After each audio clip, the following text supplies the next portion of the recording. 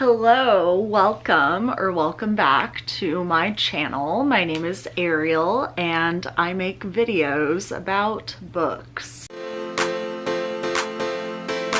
My cat is sitting right next to the camera and it feels like he's like directing me. So today we're gonna talk about all of the books that I read this fine January of 2023. I read a lot. And I did not expect to, because at the beginning of the month, I went through a very rough reading slump. I did not want to read a single book, but some books pulled me out of that, and we're going to talk about them, and I'll let you know my thoughts on them. So let's begin.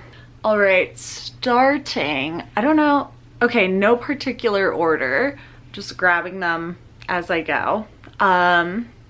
First, this is one of the first books I read this year. I started it in December, but at the very end, so I didn't get to finish it. And that is Christmas Holiday by W. Somerset Maugham.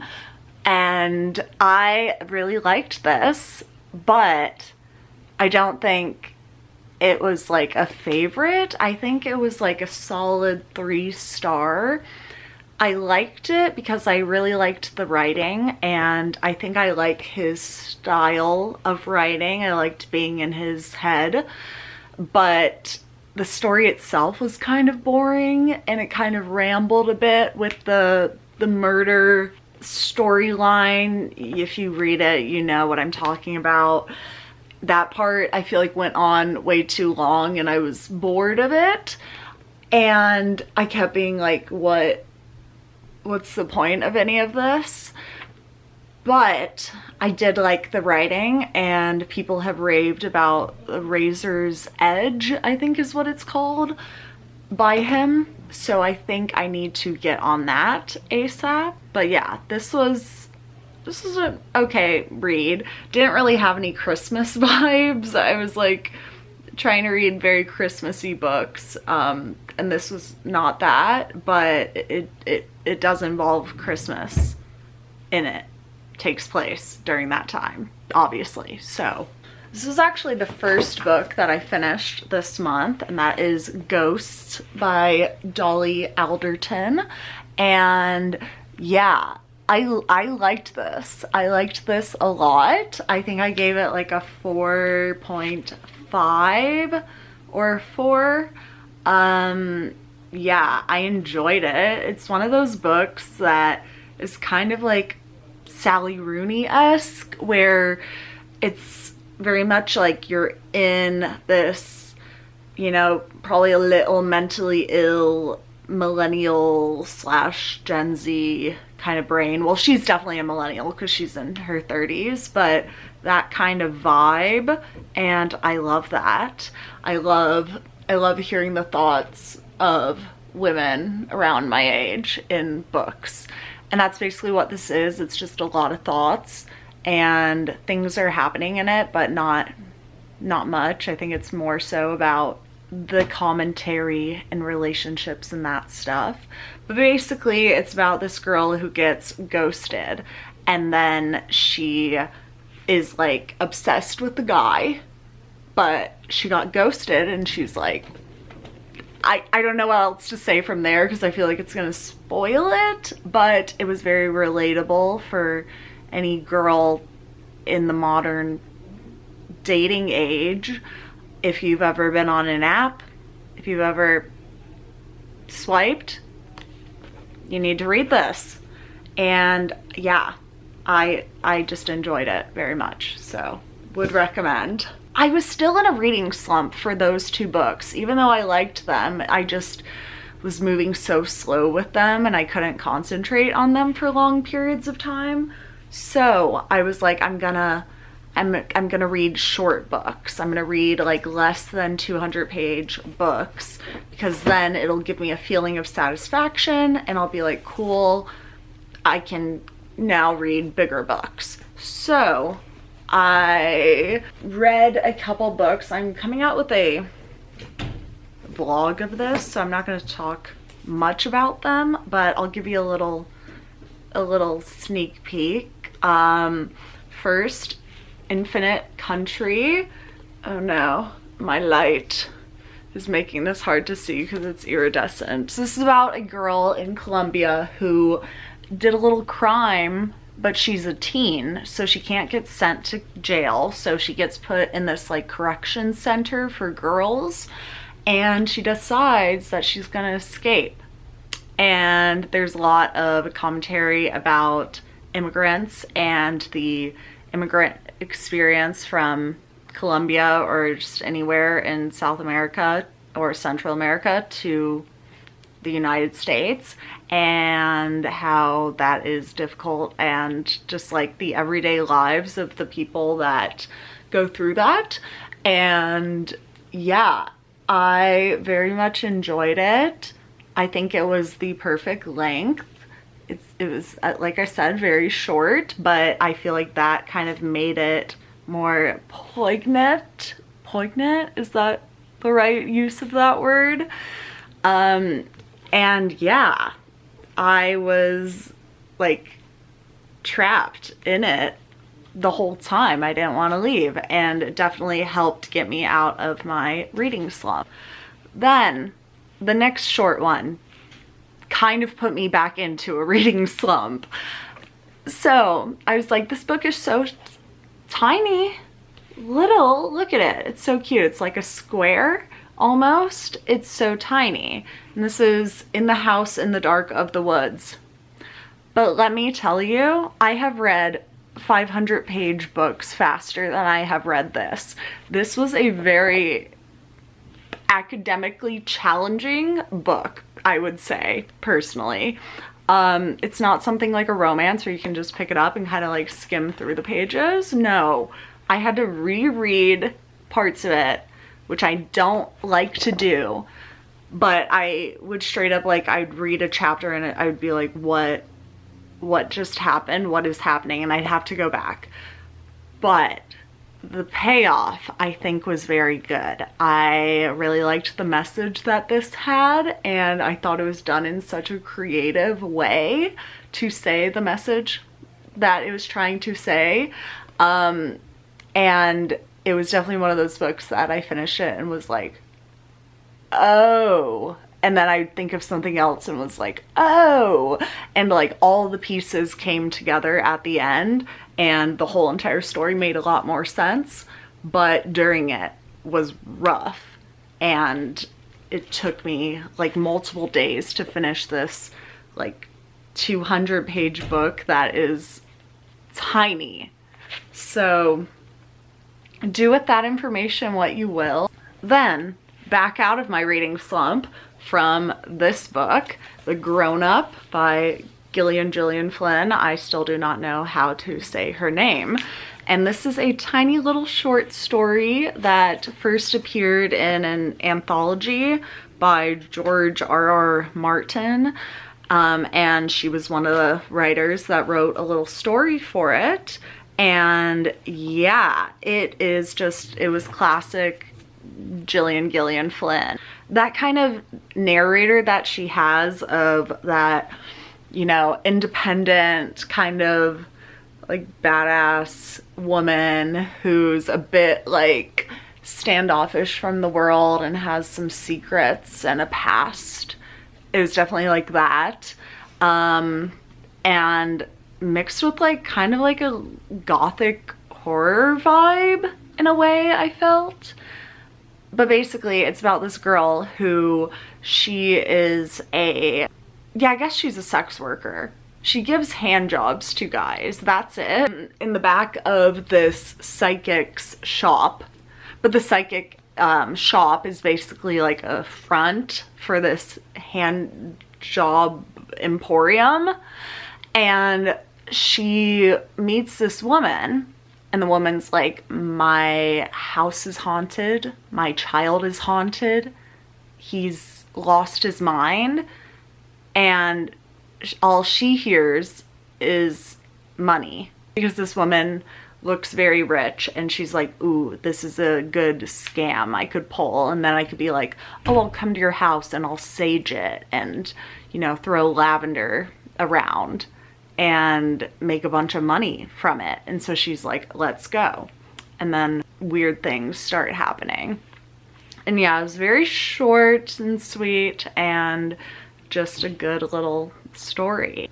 Then I remembered that I'm trying to read an Agatha Christie novel every month, and I remembered that like middle of January, so I rushed to Barnes & Noble and I bought one, even though I'm on a book buying ban, but I feel like this is fine because it's a part of my goal. So I got The Mysterious Affair at Styles. This is the first Poirot book, and I've read like 2 other Poirot books, and I was like, I don't know what to get next. Let's just start at the beginning. And I kind of regret that because I did not like this very much. The other 2 books I have read were at the later part of the Poirot series, so I think her writing got a lot better and she got a better understanding of who Poirot was and everything. So I enjoyed those more, especially Hercule Poirot's Christmas slaps. But this, first of all, it involves like the courts more so than the other books. Like, it's Poirot solving the mystery, but also the courts are solving it. So there's that. And then the characters just didn't feel very unique. Like, I kept getting people confused, and just the plot in general was very just typical mystery house kind of thing. It's about a mother who's very rich who dies suddenly from poison, they suspect. So I don't know, it's just kind of a meh, blah mystery. I do not recommend starting with this if you want to read Agatha Christie, but I'm glad I got it out of the way. Then I have another classic. It's a very classic heavy month, and that is A Farewell to Arms. And first of all, I really like this cover, just this little Greek looking art I enjoy. This is my first Ernest Hemingway book. I read it because Caroline Marie reads and Emma reads, I think that's her channel. They have like a little book club, and it's like all classics, and I was like, what better way to motivate me to read classics? His way of writing, just, I couldn't stop reading it. And I don't know why, because I'm not interested in anything that was going on. Like, it was war, and even the relationship, like, I didn't really like it, didn't care, but I just kept wanting to read. And his way of writing is like so easy to read. I particularly liked the dialogue. He's really good at writing like 5 characters speaking at once, and he's not even saying like who is speaking, but you know, because he just is really good at characterizing them, I guess. And the end, I guess he's kind of known for his like tragedy and just like death, but I was expecting the end, but I wasn't expecting how it would like make me feel. And I was very overcome with emotion because of it. But loved this. Not a 5-star read, definitely like 4, 3.5. But I'm very interested to read his other books now. Then I have a silly little book. This is Several People Are Typing, and this is a good one to get out of a slump as well, I think, because if you can see, it is completely told through like Slack chats. So it's entirely formatted like that. So it's super easy to get through. I read it in one sitting, and I never read books in one sitting, but this one I did because it was super easy. But it was so fun because, first of all, I use Slack at work, so you find like so many commonalities. And then it's weirdly like touching. I was like kind of tearing up, and I don't know why. And it was just very quick, easy to get through, and it's one of those books that like makes you think, and I love that sometimes. And yeah, I made the little notes of when they had similarities to my work. I'm also reading this with my work because I suggested it to them, and they were like, yeah, we have to read that. And I just enjoyed it. I did have a couple unfinished things about it where I still had questions at the end, but overall, a very interesting and fun read. Then this is a book that I've had on my shelves, and I was like, I kind of just want it off my shelf because it's definitely like a coffee table book, but I can't just have books that I've never read just sitting around. I either have to have read them or am going to read them. Does that make sense? Let me show you what the book is and it might make more sense. Pants drunk, or this word in Finnish. And it's a book like hygge. You guys know hygge? That like Swedish or Danish practice of like finding joy and happiness. This is the Finnish version of hygge, which is basically getting drunk and sitting on your couch, and you'll find peace of mind and happiness through that. Sounds great. And the whole book, like, it took me like an hour to read because it's not a real book. It's like a lot of pictures and, you know, spread out little paragraphs. So I was like, let me just sit down and read this. And it was very funny. It's not very informative. It did have some fun little Finnish facts that I didn't know, which was fun. But overall, it's more so just like a funny little gag gift, I guess, in a way.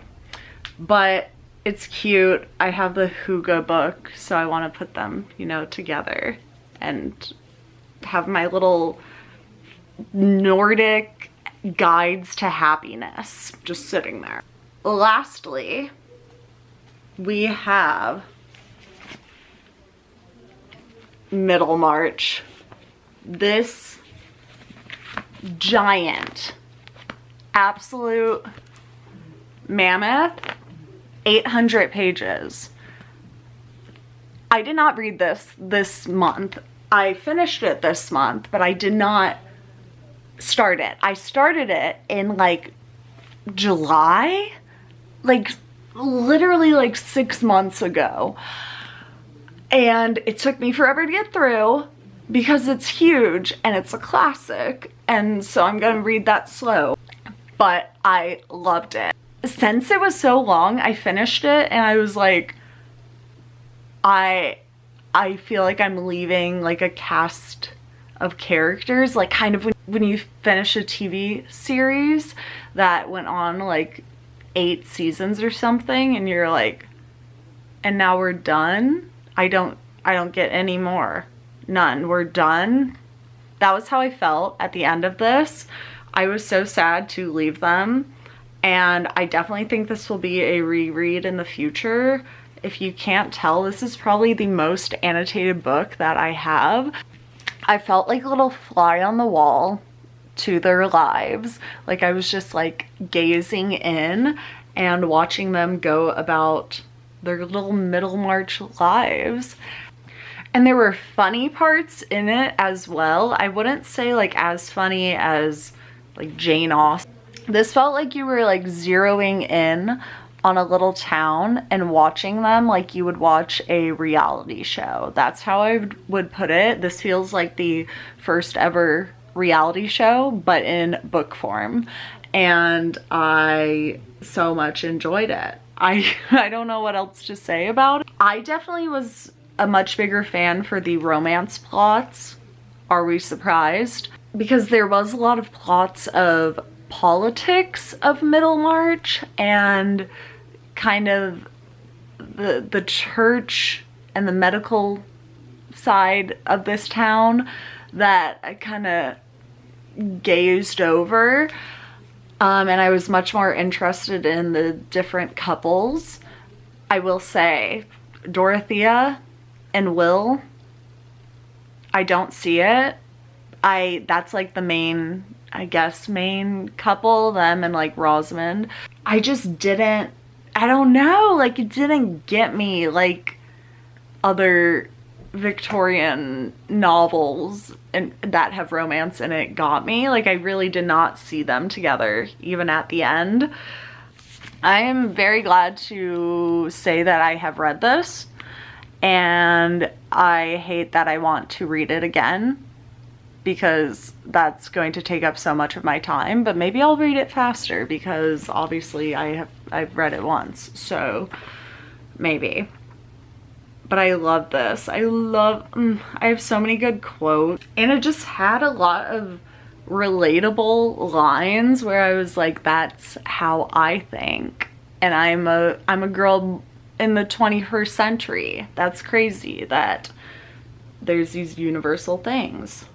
Also, the just character arc of Dorothea, I think, was very important. I feel like at the beginning she was very much wanted to be a humble bride serving her husband, and then towards the end she's like an entrepreneur kind of girly doing things in the town and living, you know, her independent life. I feel like it has a lot of growth for some characters, and then some other characters don't have any growth, and you know why? Because that's life. Some people don't grow. And yeah, I feel like if you give me any 800-page book, I'm gonna end up liking it if I finish it, because why would I stick through an 800-page book? Even though I do hate DNFing things, so maybe that's not the case. But yeah, highly recommend if you like romance and just looking in on characters' lives and kind of exploring the human condition. There you go. Read Middlemarch. Those are all the books that we have for this month. Thank you for watching. I hope, you know, you had a good start to the month. If not, 1 out of 12. I hope you have a good rest of your day. All right, bye.